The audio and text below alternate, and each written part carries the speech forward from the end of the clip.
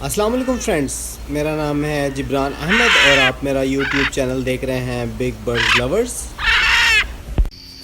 जी friends, तो कैसे हैं आप सब दोस्त। उम्मीद करता हूं कि आप और आपके बर्ड्स बिल्कुल ठीक ठाक होंगे। आज की वीडियो जो है वो बहुत इम्पोर्टेंट है उन दोस्तों के लिए जो भी जिन्होंने अपने बर्ड्स का काम स्टार्ट किया है या जो कुछ अरसे से अपने बर्ड्स को ब्रीड करवा रहे हैं, उन्होंने बर्ड्स रखे हुए हैं। आज मैं आपको बताऊंगा कि आपको अपने शेड को अपडेट कैसे करना है।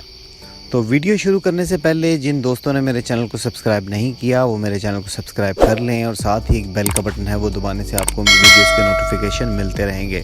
तो वीडियो को एंड तक ज़रूर देखिएगा।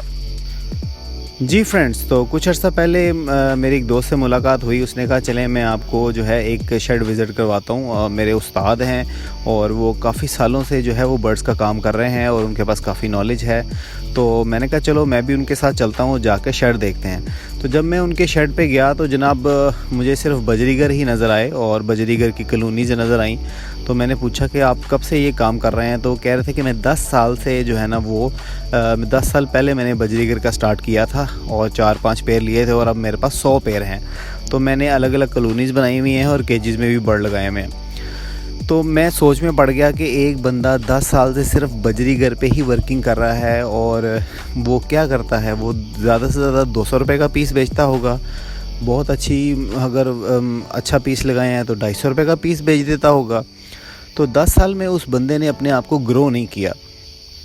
तो फ्रेंड्स, इस तरह के आपको बहुत सारे लोग मिलेंगे जो आपसे बहुत सारी बातें करेंगे, आपसे अपना नॉलेज शेयर करेंगे, बहुत अच्छी अच्छी बातें बताएंगे। उनके पास अच्छा नॉलेज होगा, उनके पास एक्सपीरियंस भी होगा, लेकिन उन्होंने अपने आप को ग्रो नहीं किया।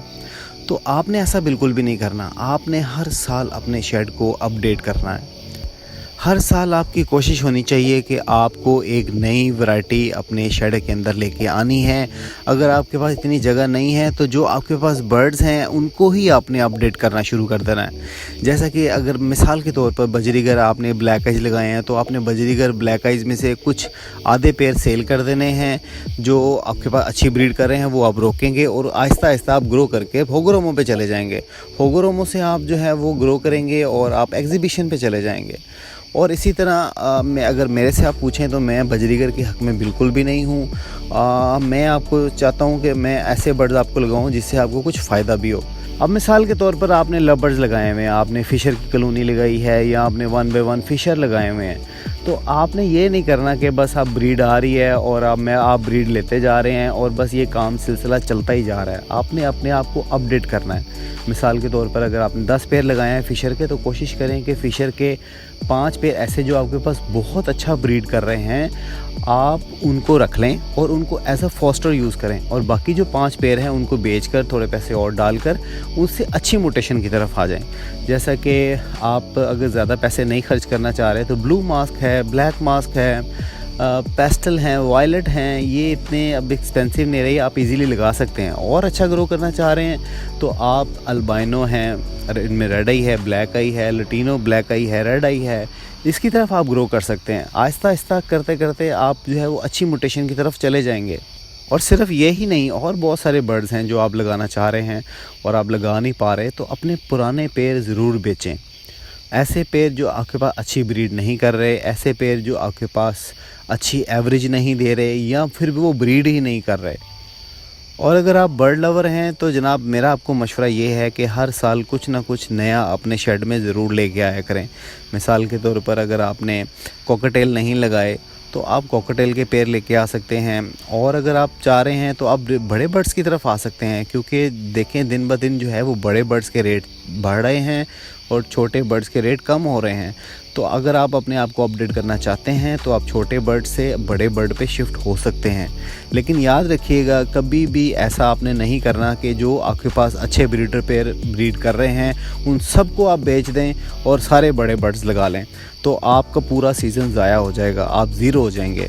तो आपके पास जो अच्छे पेयर ब्रीड कर रहे हैं उनको आपने कभी भी सेल नहीं करना और जब तक के जो आपके पास नए आने वाले बर्ड हैं वो ब्रीड ना कर दें।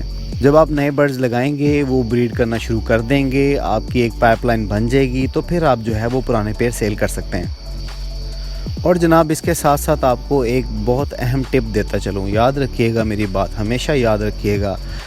अपने घर पे कभी भी आपने अपने घर की ब्रीड नहीं रोकनी। हमेशा कोशिश यही करें कि आपके पास जो भी ब्रीड आए सब के सब बेच दें। अगर आपको उसी म्यूटेशन में कोई और चीज़ लगानी है तो जनाब आप अपने घर के बच्चे बेचकर उसकी जगह बाहर से बच्चे ख़रीदें। जैसा कि अभी कुछ अर्सा पहले मैंने जो है वो ग्रीन रिंग नेक की प्रोग्रेस शेयर की थी, फॉस्टर पेयर का बताया था। आपने जितने भी येलो रिंग नेक के बच्चे देखे, वाइट रिंग नेक के बच्चे देखे, वो मेरे घर के नहीं थे।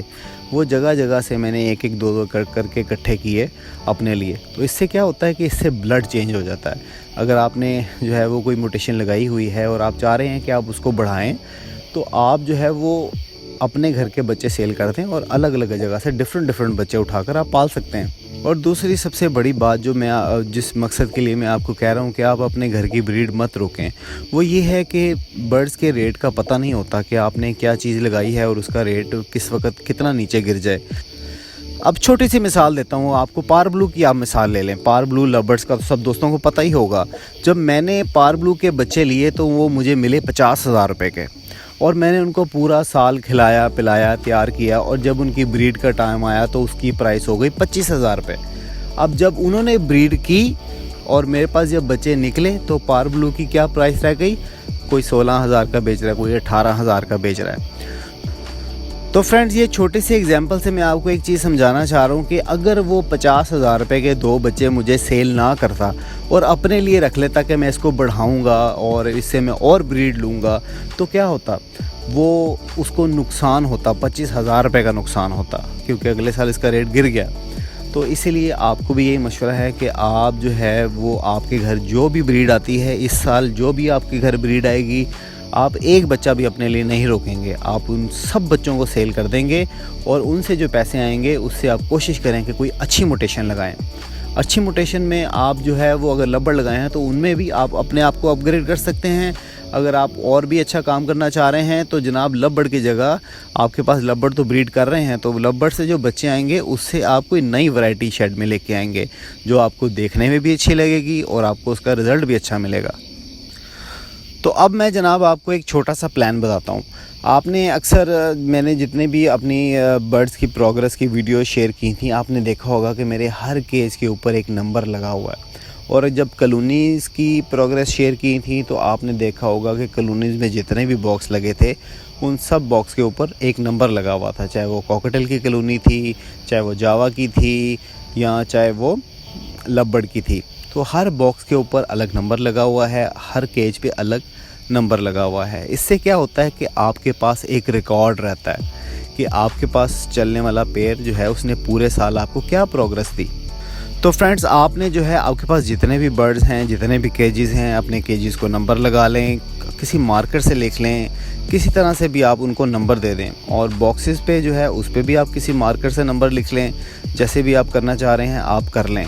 और इसके साथ साथ ही आप जो है वो एक पुरानी डायरी ले लें, मतलब पुराने साल की डायरी आपको 50 रुपये या 100 रुपये की डायरी मिल जाती है।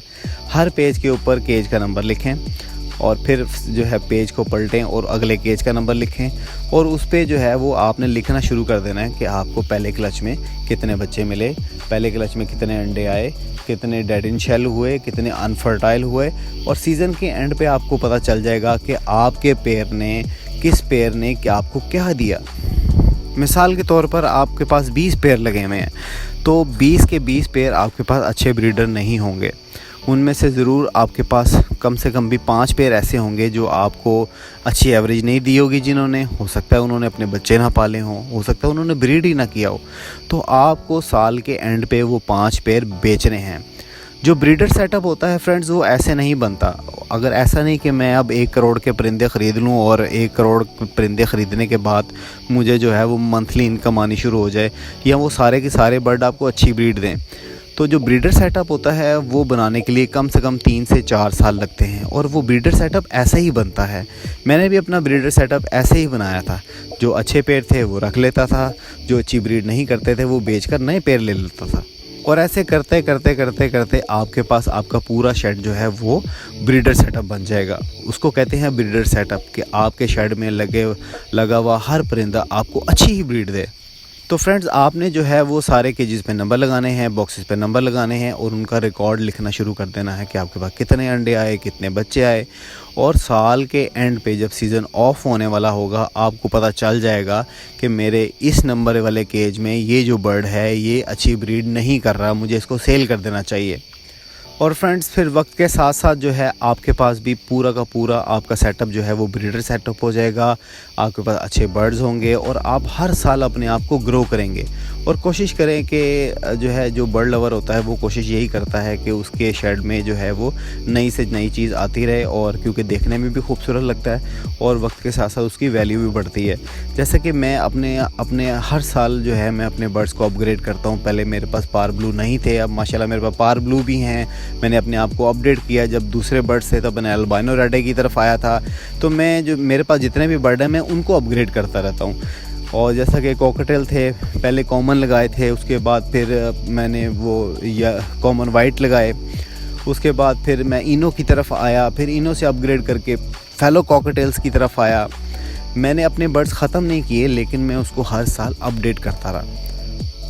और मेरी यही कोशिश है कि मैं आप दोस्तों को भी यही समझाऊं कि आप भी अपने आप को हर साल अपडेट करें, और आने वाले दिनों में आप भी जो है वो मेरे दोस्त के उस्ताद की तरह ना हो कि आने वाले 5 सालों में भी 5 साल पहले 10 साल पहले भी बजरीगर लगाया था और 10 साल बाद भी बजरीगर ही है।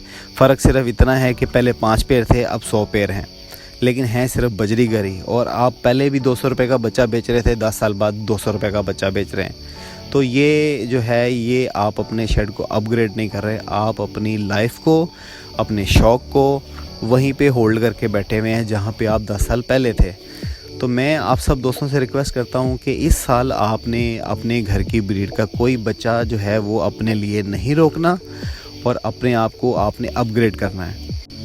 और फ्रेंड्स सबसे लास्ट पे एक आपको बात कहना चाहूँगा कि अपने शौक़ बढ़ाने के लिए किसी दूसरे का शौक़ ख़त्म मत करें।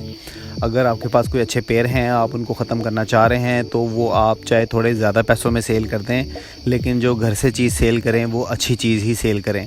और ऐसे बर्ड जो आपके वो ब्रीड नहीं कर रहे, अनफर्टाइल कर रहे हैं, जो आप ख़त्म करना चाहते हैं, निकालना चाहते हैं, वो किसी शौकीन को मत दें, वो मार्केट में ही दें। मार्केट में आपको इतनी ज़्यादा प्राइस तो नहीं मिलेगी, लेकिन आपका ज़मीर जो है वो मुतमईन रहेगा। और जो ख़रीदने वाले दोस्त हैं उनसे ये रिक्वेस्ट है कि आप कोशिश करें कि मार्केट से बर्ड कम ख़रीदें, किसी अच्छे फैंसियर से, किसी अच्छे ब्रीडर से, या किसी अच्छे ऐसे दोस्त से जिस पे आपको एतबार है, आप उससे ही बर्ड ख़रीदें, चाहे आपको थोड़े पैसे ज़्यादा ही क्यों ना देने पड़ जाएं।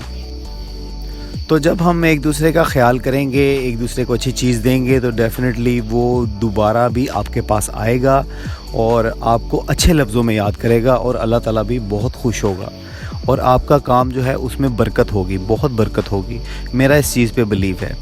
तो आप सब दोस्तों से लास्ट में यही रिक्वेस्ट करूंगा, दूसरों का ख्याल रखें, अपने शौक़ के साथ साथ दूसरों के शौक़ को बढ़ाएं। तो फ्रेंड्स आज के लिए सिर्फ इतना ही। उम्मीद करता हूं कि आपको वीडियो अच्छी लगी होगी। अगर वीडियो अच्छी लगी है तो वीडियो को लाइक ज़रूर कीजिए, अपने दोस्तों के साथ ज़्यादा से ज़्यादा शेयर कीजिए, और जिन दोस्तों ने मेरे चैनल को सब्सक्राइब नहीं किया वो मेरे चैनल को सब्सक्राइब कर लें, और साथ ही बेल का बटन दबाने से आपको मेरी सारी वीडियोज़ के नोटिफिकेशन मिलते रहेंगे। तो मिलते हैं नेक्स्ट वीडियो में नए टॉपिक के साथ। मुझे इजाज़त दीजिए। अल्लाह हाफ़िज़।